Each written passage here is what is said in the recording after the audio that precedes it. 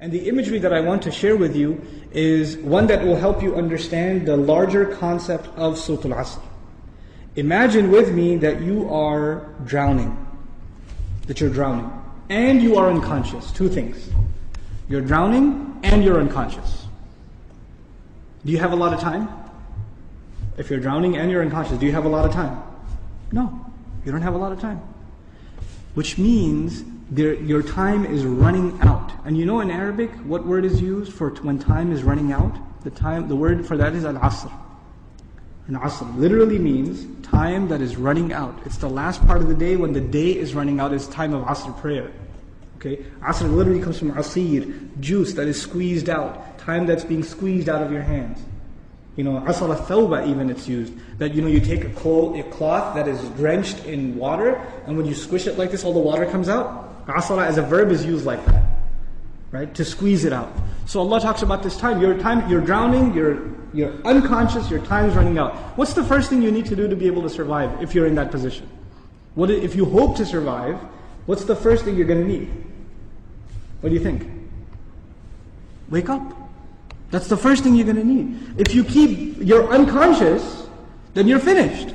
The very first condition has to be you have to wake up. And even if you were in the most wonderful dream, and in your dream you were enjoying the greatest success, you're driving a Ferrari down, they have these car commercials with the hills and the highways on the side, the water on the other side, right? You're in one of those cars, the top's been dropped off, and you're just cruising along the highway, enjoying life. That's your dream. But when you wake up, what do you realize? You're drowning. You're underwater. That's the first condition. You have to wake up. Once you do wake up, you say, oh man, this is a nasty reality, and I was enjoying such a good dream. I should go back to sleep. If you do that, what kind of person would you be? Insane. You'd be insane. Or someone at least who has no courage to accept reality. Because they found reality to be very difficult, they decided they're going to put themselves back to sleep even though they woke up. Does this person, if he drowned, can he blame anybody else? The one who woke up and went back to sleep? You think? Someone who never woke up, maybe, right? But the one who woke up said, this is not good. And they went back to sleep. They have no one to blame but who? Themselves. They have no one to blame but themselves. Now, let's imagine that they did wake up. What do you have to do next? Oh, it's pretty bad, I'm drowning. Even if you don't know how to swim, will you not use every muscle in your body to make certain kinds of motions to go towards the surface? Wouldn't you do that?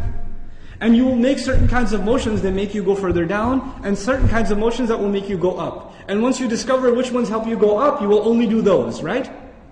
You will do those. In other words, the first thing was you have to wake up. The second was you have to swim. You have to do something to try to get to the surface. When you got to the surface, you gasped for air, and you got pulled back down. You got pulled back down. And you know who you got pulled back down? You won't believe this.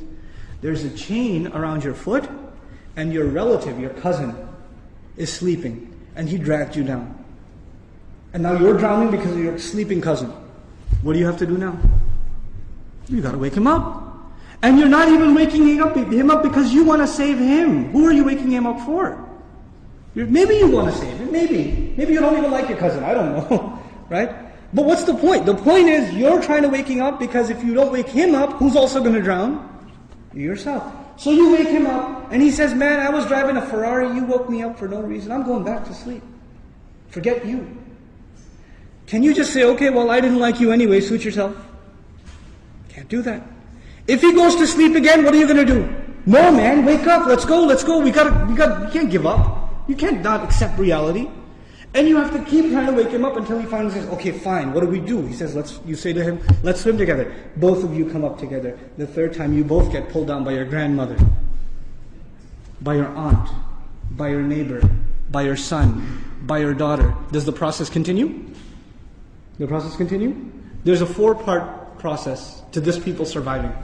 The first was they had to wake up themselves. Then they had to try to swim. Then they had to tell other people that they're tied to, this is the truth. Let's go. And even if they got tired and one of them said, man, I can't do this anymore. We've been doing this now over and over again. I don't know if I can do it anymore. And the other one says, no, We are all going to survive together. You have to do this. Come on, let's go, let's go, let's go. Keep going, keep going. You ever seen those kinds of movies where they're trying to escape from some army and one of them gets tired and says, I can't run anymore. What do the others do? Come on, let's go, we can do this, we can do it. And they get him to run anyway, even though he thinks he can't run anymore. They work with each other because their survival depends on each other. They work together desperately. What does Allah say at the end of this surah? First He says, إِنَّ الْإِنسَانَ لَفِي وَالْعَصْرِ, first of all, time's running out. Then He says, إِنَّ الْإِنسَانَ لَفِي خُسْرٍ. I'll translate it, human beings are drowned in loss. You see the parallel? Human beings are drowned in loss. What's the exception? إِلَّا الَّذِينَ, those who believed. Believed what? Allah didn't say, آمَنُوا بِاللَّهِ وَمَلَائِكَتِهِ وَكُتُبِهِ وَرُسُلِهِ وَالْيَوْمِ الْآخِرِ وَالْقَدْرِ خَيْرِهِ وَشَرِّهِ مِنَ اللَّهِ تَعَالَى وَالْبَعْثِ بَعْدَ. Nothing.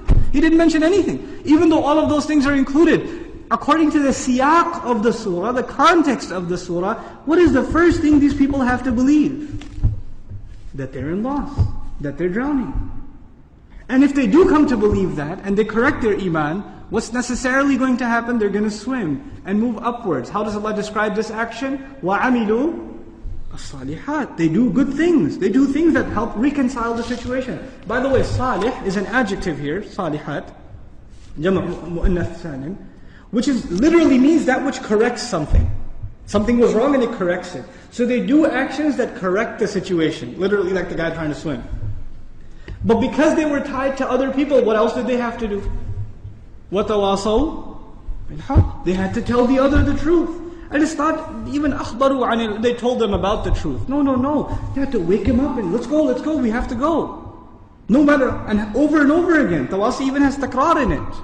It has repetition. Over and over again they said, this is the truth, this is the truth, this is the truth. You know why? Because the people you're trying to save, even if you wake them up temporarily for 20 minutes, 30 minutes during the khutbah, guess what happens when the khutbah is done? They go back to sleep. They start drowning again. So what do you have to do? You have to go and wake them up again. Then they get sleepy again. Then you got to wake them up again. This is tawasi bil haqq. And you might get tired of doing it. You might become impatient. So Allah also adds, وَتَوَاصَوْا بِالصَّبْرِ. You got to keep doing it. Sabr means consistency, constancy, perseverance, patience. You got to remain on point. You got to keep doing this. Because your survival depends on it. In the end, if you do all of these things but you have no patience, and you give up, you drown too. So even if you had iman, and you had good deeds, and you told people about the truth, but you didn't have sabr, you still drowned. So how many conditions do you have to fulfill to survive? All four.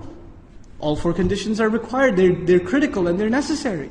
Which is why there's a wa in between them. You see the logical progression from iman to amilus salihat, to tawasaw bil haqq, to tawasaw bil sabr, beautifully articulated in this surah.